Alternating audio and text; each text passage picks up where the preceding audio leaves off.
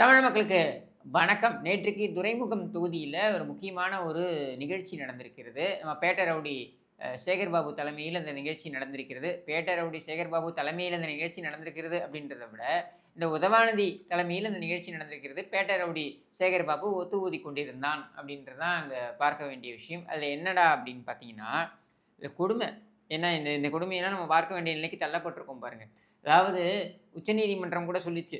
ஒரு தீர்ப்பு குடுத்துச்சு. என்னன்னா, "தெருநாய்களை எல்லாம் அப்புறப்படுத்தப்பட வேண்டும். தெருநாய்கள்லாம் அப்புறப்படுத்தணும். தெருநாய்களால் மக்களுக்கு பாதிப்பு" அப்படின்ட்டு. திமுக காரனையே சகித்துக் கொள்ளக்கூடிய இந்த சமூகம், தெருநாய்களை சகித்துக் கொள்வதற்கா இந்த அளவுக்கு ஒரு சகிப்புத்தன்கின்ற ஒரு ஒரு நிலையை காட்டுகிறது அப்படின்னு நம்ம சொல்லணும். இதில ஏன் நான் சொல்ல வரேன்னா, இங்க பாருங்க, தயாளு அம்மாள் பயிற்சி மையமா. இது என்னடா தயாளு அம்மாள் பயிற்சி மையம்னா, கம்ப்யூட்டர் பயிற்சி குடுக்குறாங்களாம். என்ன கம்ப்யூட்டர் பயிற்சி குடுப்பாங்க? மாட்டிக்கொள்ளாமல் திருடுவது எப்படி அப்படின்றதுக்கு பயிற்சி குடுப்பாங்களா? யார் அந்த தயாளு அம்மாள்? யார் அந்த குடுகுடுப்பு பாட்டி? இந்த குடுகுடு பாட்டியை நீ கொண்டு வந்து இங்கே காட்ட வேண்டிய அவசியம் எங்கிருந்து வருகிறது? ஏனென்றால் ஸ்டாலினின் தாயார் அப்படின்றதற்காக இது காட்டப்படுகிறது. ஸ்டாலின் அவருக்கு என்ன மரியாதை குடுத்தார் அப்படின்றத பார்ப்போமா? இந்த ஸ்பெக்ட்ரம் ஊழல் வழக்கு வந்தது இல்லையா? இந்த ஸ்பெக்ட்ரம் ஊழல் வழக்கோட சேர்ந்து கலைஞர் டிவி வழக்கும் வந்தது. மானாட மாறுபாட புகழ் அந்த கலைஞர் டிவி விவகாரத்தில இந்த தயாளு அம்மாள் டைரக்டராக இருந்திருக்காங்க. இந்த குடுகுடு பாட்டிக்கு ஒண்ணுமே தெரியாது. இந்த பாட்டி பேர்ல இவங்க அந்த டிவி சேனல வைத்து அதற்கு வாங்கி கொண்டது. அதாவது கிட்டத்தட்ட ரூ. 370,00,00,000 இவர்கள் பணத்தை வாங்கி கொண்டது. ஷாஹித் பல்வா என்கிற நபரிடம் வாங்கி கொண்டது யார் அப்படின்னு பார்த்தீங்கன்னா, ஸ்டாலின். யாராவது நம்ம வீட்டிலேயே நம்ம சொல்றோம். நம்ம வீட்ல இருக்கிற பெண்கள் யாரையாவது போலீஸ் ஸ்டேஷனுக்கு கூப்பிட்டா நம்ம அனுப்பி வைப்போமா? நான் வரேங்க. எங்க வீட்டுல இருக்க பெண்கள கூப்பிடாதீங்கன்னு நம்ம சொல்லுவோம்ல. ஆனால் ஸ்டாலின் வேற மாதிரி. எப்படின்னா, தன்னுடைய சொந்த சகோதரியே கைது செய்யப்பட்டாலும் கவலைப்பட மாட்டார். செக்க நான் தான் வாங்கினேன். நான் தளபதின்னு வேற என்ன சொல்றாங்க. நான் ஒரு அ வ அரசியல் தற்குறியாக இருந்தாலும், நான் ஒரு ஒரு எதற்கும் உதவாத ஒரு நபராக இருந்தாலும், எங்க அப்பாவையே கைது செய்த பொழுது நான் ஊரை விட்டு ஓடிச் சென்றாலும், என்னை தளபதி என்று அழைக்கிறார்கள். அந்த மரியாதைக்காவது நான் இந்த செக்க நான் தான் வாங்கினேன். ஷாஹித் பல்லாவிடமிருந்து இந்த காசோலையை நான் தான் பெற்றுக்கொண்டேன். சாதிக் பாட்ஷாவுடைய மரண வாக்குமூலத்தில் மிக தெளிவாக இந்த காசோலையை ஷாஹித் பல்வாவுடன் நான் தான் சென்று கொண்டு போய் ஸ்டாலினிடம் கொடுத்தோம் என்று சொல்லியிருக்கும் பொழுது, அதை நீங்க நான் தான் வாங்கினேன் அப்படின்னு சொல்லிட்டு, நான் சிறைக்கு செல்கிறேன்னு சொல்றவன் யோக்கியன். யோக்கியனுக்கும் கருணாநிதி குடும்பத்திற்கும் என்ன சம்பந்தம்? ஆனா இங்க என்ன கேள்வின்னா, கனிமொழியாவது மாற்றாந்தாய் சகோதரி. அதாவது ராஜாத்தி அம்மாவுடைய மகள்.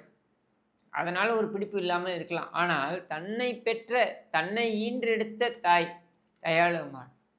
அவங்கள ஒரு சாட்சியமா மாத்திட்டாங்க. நீதிமன்றத்தில இவங்க சொல்றாங்க பாருங்க, தயாளு அம்மாவுக்கு மனப்பிறழ்வு இருக்கிறது. அதனால் யாராவது குறுக்க குறுக்க கேள்வி கேட்டால் முகத்திலேயே குத்தி விடுவார். அதனால அவரை நீதிமன்றத்துக்கு அழைத்து வர முடியாது அப்படின்ட்டு. தன்னுடைய சொந்த தாய்க்கு மனப்பிறழ்வு இருக்கிறது அப்படின்னு சொல்வதற்கான அந்த ஒரு எண்ண ஓட்டம் இருக்கு பாருங்க. இது ஏதோ இப்போ இல்ல.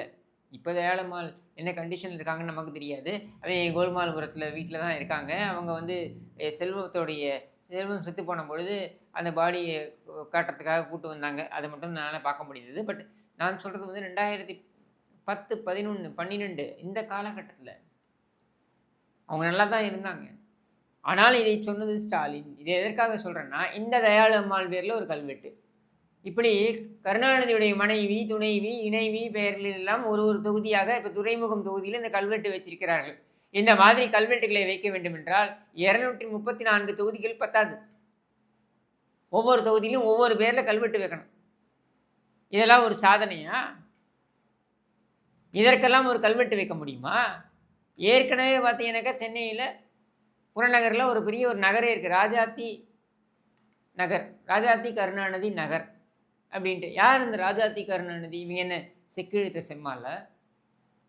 இல்ல இவங்க சுதந்திர போராட்டத்துக்கு ஏதாவது தியாகம் பண்ணாங்களா? இல்ல இவங்க மொழிப்போருக்கு ஏதாவது தியாகம் பண்ணாங்களா? எதுவும் கிடையாது. கருணாநிதியுடைய துணைவி.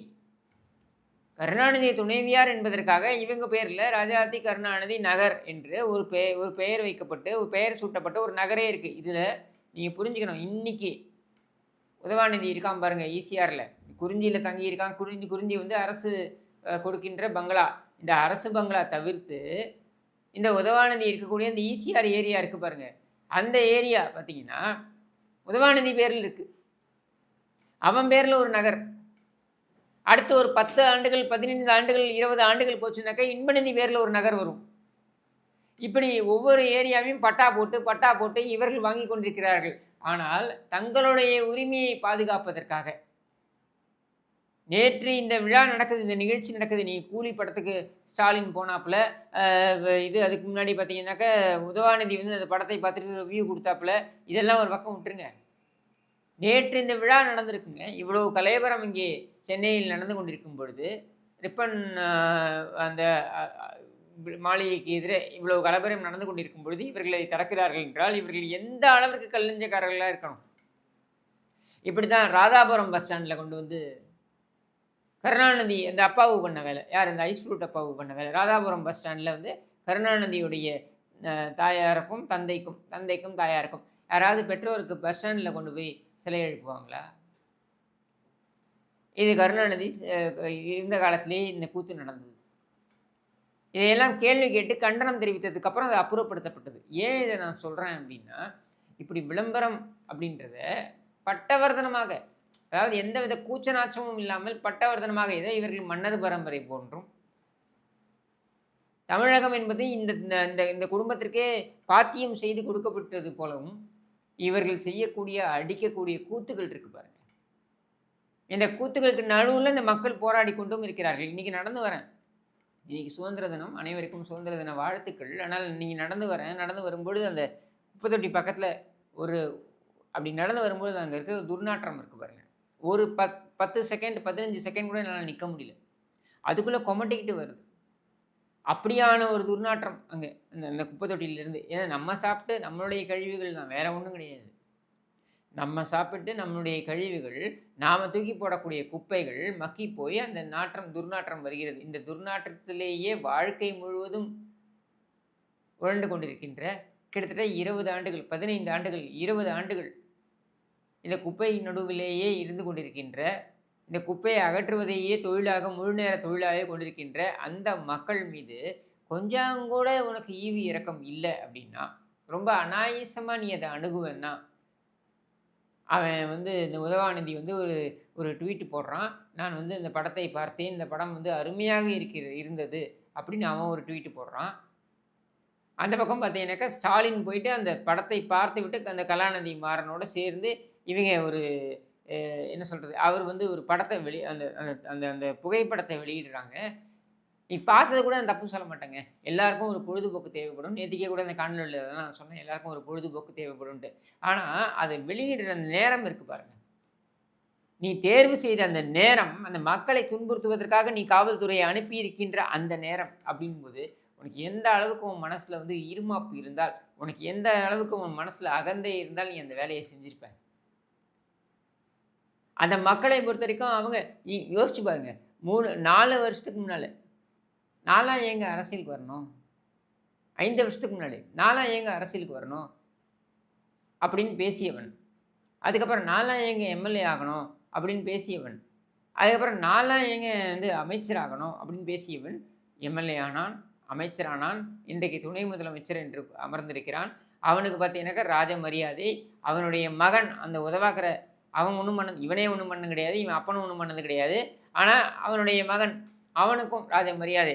இவங்க எல்லாம் இப்படி வரும்போது அங்கே 15 ஆண்டு காலம், 20 ஆண்டு காலம் இந்த குப்பையை அள்ளி, நம்முடைய அசுத்தத்தை எல்லாம் அள்ளியவர்கள் கேவலம் 23,000 ரூபாய்க்கு, இந்த 23,000 ரூபாயை 10,000 ரூபாயை குறைச்சிட்டிங்க, 13,000 ரூபாயை எங்களை வயிற்றில் அடிச்சிட்டிங்களே அப்படின்னு போராடும் பொழுது நமக்கே ஒரு ஆத்திரம் வருது இல்லை? நான் ஒன்றும் கம்யூனிஸ்ட் கிடையாது. இன்றைக்கி இருக்கக்கூடிய கம்யூனிஸ்ட் வந்து அவனுங்க கூலிக்கு மாரடிக்கக்கூடிய கேவல ஜென்மங்களாக மாறிவிட்டார்கள். அவர்களை விட்டுருங்க.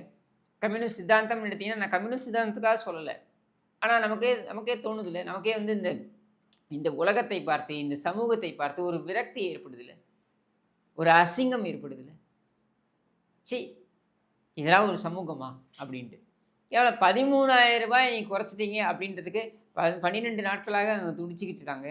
அங்கே வந்து உட்கார்ந்துக்கிட்டு இருக்காங்க. சோறு தண்ணி இல்லாமல் உட்கார்ந்துட்டு இருக்காங்க. அவர்கள் கழிவறையை பயன்படுத்துவதற்கு கூட அங்கே அவ்வளவு கெடுபிடிகள் வழங்கப்படுகிறது. ஆனா இந்த பக்கம் பார்த்தீங்கன்னாக்க, அவரும் நானும் அப்படின்னு இந்த அம்மா ஒரு புத்தகத்தை வெளியிடுமா. இந்த புத்தகத்தில பார்த்தீங்கன்னாக்க, அவருக்கு மீன் குழம்பு பிடிக்கும். என் மாமியாருக்கு தோசை சுட்டு குடுத்தா எனக்கு பிடிக்கும் அப்படின்னு இந்த புத்தகத்துக்கு வருந்து கட்டிக்கொண்டு மொத்த அரசாங்கமுங்க காவல்துறையிலிருந்து ஆரம்பித்து, அதிகாரிகள் வர்க்கத்திலேருந்து ஆரம்பித்து, மொத்த அரசாங்கமும் லைன் கட்டி நிக்குது. எதுக்கு? இந்த அம்மா பேசுறதுக்கு. என்ன பேசுறதுக்கு? என் கணவனுக்கு மீன் குழம்பு பிடிக்கும். சப்புன்னு என்ன செவுல்லேயே ஒண்ணு விட்டாரு. இதையெல்லாம் கேட்பதற்கு இந்த மொத்த அரசாங்க இயந்திரமும் வந்து அமர்ந்திருக்கிறது என்றால், இது ஒரு அரசாங்கமா? இந்த சமூகம் விளங்குமா? இது ஜனநாயகமா? இதற்கெல்லாம் ஒரு முற்றுப்புள்ளி வைக்க வேண்டாமா? முற்றுப்புள்ளி வைக்க வேண்டும் என்றால், இங்கே எல்லா அரசியல் கட்சிகளாக இருக்கட்டும், இல்லை எந்த அரசியல் கட்சியாக வேணா இருக்கட்டும், இவர்களெல்லாம் யோகியர்கள் நியாயப்படுத்துவதற்காகவோ அல்லது அவர்களெல்லாம் உத்தமர்கள் என்று சொல்வதற்காகவும் நான் இங்கே வரல. ஆனால் ஒரு குடும்பம், அதுவும் ஒரு கேடுகட்ட குடும்பம், திருட்டு குடும்பம், திருடர்களை மட்டுமே, அதாவது திருட்டை ஒரு குலத்தொழிலாகவே நம்ம கேள்விப்பட்டிருப்போம்ல, இந்த படத்துலலாம் பார்த்துருப்போம் தெரியுமா? அந்த குடும்ப பாட்டு அப்படின்னு வரும். அதாவது பிரிந்து போன சகோதரர்கள் எல்லாம் சேர்றதுக்கான குடும்ப பாட்டு அப்படின்னு வரும். அந்த மாதிரி ஒரு குடும்ப டயலாக் அப்படின்னு ஒன்று வரும். அந்த மாதிரி இவர்கள் ஒரு குலத்தொழிலாகவே இந்த திருட்டை மாற்றி வைத்திருக்கிறார்கள். இந்த குடும்பமே எப்படி அறியப்படும் என்றால், இவனை எப்படி திருடினான், இவனை எப்படி திருடினான், இவனை எப்படி திருடினான், இவனை எப்படி திருடினான், இவளை எப்படி திருடினாள், இப்படின்றத ஒரு குலத்தொழிலாகவே மாற்றி வைத்திருக்கின்ற இந்த கேடுகட்ட குடும்பத்தை நாம் இன்னமும் அனுமதிக்கப் போகிறோம் என்றால், இதற்கு மேலும் அனுமதிக்கப் போகிறோம் என்றால், முதல்ல நாம மனிதர்களா என்று நம்மை பார்த்தே நாம் கேட்டுக்கொள்ள வேண்டும் என்று கூறி விடைபெறுகிறேன். நன்றி, வணக்கம்.